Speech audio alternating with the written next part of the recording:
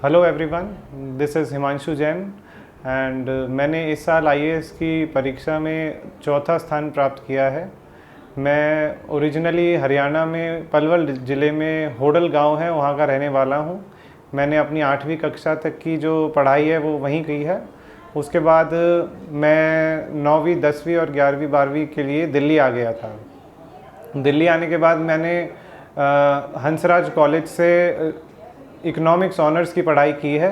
Economics honours करने के तुरंत बाद ही मेरा यूपीएससी की तरफ ध्यान चला गया था और मैंने यूपीएससी के लिए तैयारी करनी शुरू कर दी थी।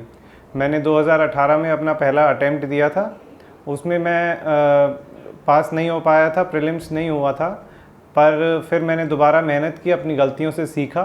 तो 2019 का जो अटेम्प्ट था मैंने वो दिया है और फाइनली मैं अब 4th रैंक पे आया हूँ। यूपीएससी के बारे में सपना तो पहले से ही था, पर यूपीएससी की तैयारी जो शुरू की वो सिर्फ कॉलेज के बाद ही की है। कॉलेज के बाद पहला पेपर जो पहली बार अटेम्प्ट किया था वो तो ख़ास पढ़ाई करे बिना ही दे दिया था, उसमें इसलिए उत्तीर्ण नहीं हो पाया था। परंतु दूसरा जो अटेम्प्ट दिया है मैंने, उसमें लग के मेहनत की थी और उसी का फल है कि मैं 4th रैंक पे आया हूँ। अगर स्ट्रैटेजी की बात करें तो स्ट्रैटेजी में मेरा मूल मंत्र जो है वो ये है, limited resources but indefinite revision. Because limited resources रखने से क्या है कि चीज़ें याद रहती हैं और चीज़ें अगर याद रहेंगी तो ही आप उन्हें आंसर में लिख पाएंगे। तैयारी सबसे ज़्यादा जो है वो मेंस की होती है। जो भी पढ़ना है उसे मेंस ओरिएंटेड पढ़ना होता है। प्रीलिम्स की जो तैयारी होती है वो 50 दिन तक ही, मैं 50 दिन पहले ही शुरू की थी और मेरा मानना यही है कि प्रीलिम्स का जो स्पेसिफिक पोर्शन और तरीका है वो 50 दिन या 60 दिन में ही कवर हो जाता है। मेन तैयारी तो मेंस की ही करनी होती है, स्पेशली अपने ऑप्शनल सब्जेक्ट की। अगर रिसोर्सेज की बात की जाए, जो मैंने लिमिटेड रिसोर्सेज बोला है, उसमें सबसे पहले मैं बेसिक जो गवर्नमेंट प्रोवाइडेड रिसोर्सेज हैं वही जो मेन है। बुक्स की बात की जाए तो एनसीईआरटीज़ जो हैं क्लास 6 से 12 तक की, जो बेसिक एवरीबडी टेल्स, वही एनसीईआरटीज़ हैं। और उसके अलावा जो देयर आर सम बुक्स, अलग अलग सब्जेक्ट के अलग अलग बुक्स हैं। लक्ष्मीकांत है ऑफ कोर्स फॉर पॉलिटी, और हिस्ट्री के लिए एडिशनल स्पेक्ट्रम है। ये सब बुक्स के नाम हैं जो सबको पता है मार्केट में, बस वो लिमिटेड रिसोर्सेज से पढ़ना है, एक्स्ट्रा नहीं पढ़ना। इसके अलावा जो मेन सोर्स ऑफ जो मेरे को अपडेट, जिसने मेरे को एनलाइटन किया है, वो गवर्नमेंट की वेबसाइट्स हैं। Government websites, government information channels, PIB, और जो भी गवर्नमेंट जो पब्लिकेशंस हैं उनके एनुअल रिपोर्ट्स, ये सब पढ़कर ही मुझे एक्चुअल और फैक्चुअल दोनों बातें पता चली हैं। करंट अफेयर्स के लिए मैगज़ीन्स की बात होती है, पर मैंने मैगज़ीन्स कम ही प्रेफर की हैं। कोई भी मैगज़ीन इतना अच्छा नहीं समझा पाती जितना कि न्यूज़पेपर, और जितना कि ये गवर्नमेंट की वेबसाइट्स कर पाती हैं। न्यूज़पेपर कोई स्पेसिफिक नहीं पढ़ना कि बिल्कुल उसी न्यूज़पेपर को पढ़ने से ही आप पास होंगे। न्यूज़पेपर कोई भी पढ़िए, पर पढ़ें कंसिस्टेंसी के साथ, डिसिप्लिन के साथ। कंसिस्टेंसी से पढ़ेंगे तो चेन ऑफ थॉट्स बनती जाएगी और आपके माइंड में वो जो टॉपिक है, थॉट है, वो डेवलप होता जाएगा। यही एक मूल मंत्र था। इसके अलावा कुछ एक्स्ट्रा इतनी पढ़ाई की नहीं है। दिन में 6 से 8 घंटे पढ़ा हूँ। सुबह उठ के नहा धो के अपना माइंड फ्रेश करके अपना पढ़ना शुरू करता था। जब तक पढ़ाई होती थी तब तक करता था। 2 बजे 3 बजे फिर भूख लगती थी तो पढ़ना छोड़ के खाना खाता था, फिर रेस्ट किया, फिर शाम को अगर मन किया तो 1-2 घंटे पढ़ लिया। अदरवाइज़ जो है दिन में 6 से 8 घंटे पढ़ना बहुत है मेरे हिसाब से। बाकी अपनी अपनी स्ट्रैटेजी होती है। ये स्ट्रैटेजी जो मेरे लिए काम की हो सकता है आपके लिए करे ना करे। हर किसी को अपनी ही स्ट्रैटेजी जो है डेवलप करनी पड़ेगी।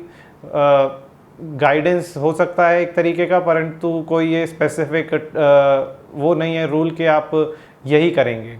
जीएस की स्ट्रैटेजी के लिए बात की जाए तो जीएस का सबसे पहला जो मूल सिद्धांत है वो ये है कि आप सिलेबस को खोलें और सिलेबस में जो टर्म्स दी गई हैं उन्हें देखें, और टर्म्स से रिलेटेड जितना भी current affairs as well as static जो भी पोर्शन आप ढूंढ पाएँ, only from the authentic sources वो करना है। मैं एक एग्जांपल के तौर पे बताता हूँ, जैसे करंट अफेयर्स में पॉलिटी, अगर GS2 की बात की जाए तो पॉलिटी में जो करंट इश्यूज चल रहे थे, चाहे CBI हो, चाहे गवर्नर वर्सेस गवर्नमेंट हो, चाहे कोई भी हो, अगर उनकी हम ऑथेंटिक जो गवर्नमेंट प्रोवाइडेड जो सोर्सेज हैं उन्हें बात की जाए, वो जैसे कि राज्यसभा टीवी पे जो डिबेट्स आते हैं वो एक परफेक्ट आंसर दे देते हैं आंसर राइटिंग के लिए, वही हमें चाहिए होता है। मैंने जो अपने GS की प्रैक्टिस की थी आंसर राइटिंग, वो solely was based on the Rajya Sabha TV debates as well as the static portion, जो कि मैंने खुद ढूंढा था। स्पेसिफिक टर्म्स ढूंढने होते हैं आंसर राइटिंग स्ट्रक्चर के लिए। जैसे कि इंट्रोडक्शन की बात की जाए, फॉर एग्जांपल अगर GS3 में इकोनॉमिक सब्जेक्ट की बात की जाए और क्रॉप्स का या एनवायरनमेंट का क्वेश्चन है, एनवायरनमेंट से रिलेटेड है, डिज़ास्टर मैनेजमेंट से रिलेटेड है, तो सिर्फ और सिर्फ डेफिनेशन, कंक्लूजन एंड बॉडी, इसमें ही ढूंढना होता है। अगर इनके सोर्सेज चाहिए ऑथेंटिक सोर्सेज, और पेपर कभी कोई बाहर से नहीं आता, आपको जो करंट अफेयर्स में चल रहा होता है वही आता है। स्टैटिक पोर्शन के लिए मैंने NCERTs के बारे में तो बताया ही है, उसके अलावा जो करंट जो सिलेबस में जो टर्म्स दी गई हैं उन्हें हम जितना ज़्यादा से ज़्यादा ढूंढ पाएँ, गूगल कर पाएँ, विकीपीडिया कर पाएँ, और उन टर्म्स को जितना भी ज़्यादा से ज़्यादा ऑथेंटिक सोर्सेज से पढ़ें, उन टर्म्स से ही पेपर आता है, उन टर्म्स के लिए से ही पेपर बनता है, और उन टर्म्स के ही आंसर लिखने होते हैं। तो GS इतना कोई मुश्किल मेरे हिसाब से नहीं है। ऑप्शनल सब्जेक्ट के लिए ज़्यादा ध्यान देने की ज़रूरत होती है। पर्सनल टिप्स अगर मैं दूं तो सबसे बड़ी टिप ये है कि अपने आप को हेल्दी रखो, आप अच्छा खाओ, और मैं ये नहीं कह रहा जंक फूड बिल्कुल छोड़ दो, पर थोड़ा कम कर दो, क्योंकि उससे जो है माइंड मेरे हिसाब से तो स्लो हो जाता है, और बाकी जो बॉडी वर्क है वो भी स्लो हो जाता है। Eat healthy.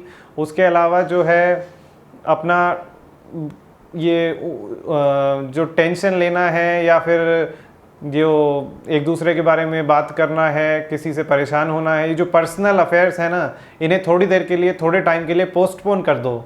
अगर पोस्टपोन कर दोगे पर्सनल अफेयर्स को तो ये बाद में जो है अपने आप ही रिजॉल्व हो जाएंगे। अगर इस समय अपने पर्सनल अफेयर्स को रिजॉल्व करने में निकालोगे तो बाद में ये परमानेंट हो जाएंगे। और इसके अलावा जो मैं एक बात कहना चाहता हूँ कि लोगों की बातें जो है कम से कम सुनो। लोगों का काम है बोलना, पर हमारा काम है करना, तो हमें वही करना है जो हमारे ऑथेंटिक सोर्सेज, ऑथेंटिक गाइड्स, और जो अगर टीचर्स हैं तो टीचर्स बताते हैं वही करना है। बाकी अपनी स्ट्रैटेजी खुद डेवलप करो और यू विल बी देयर। बस इतना ही कहना चाहूँगा। सबको thank you, and all the best to all the aspirants who are working so hard to achieve their dreams.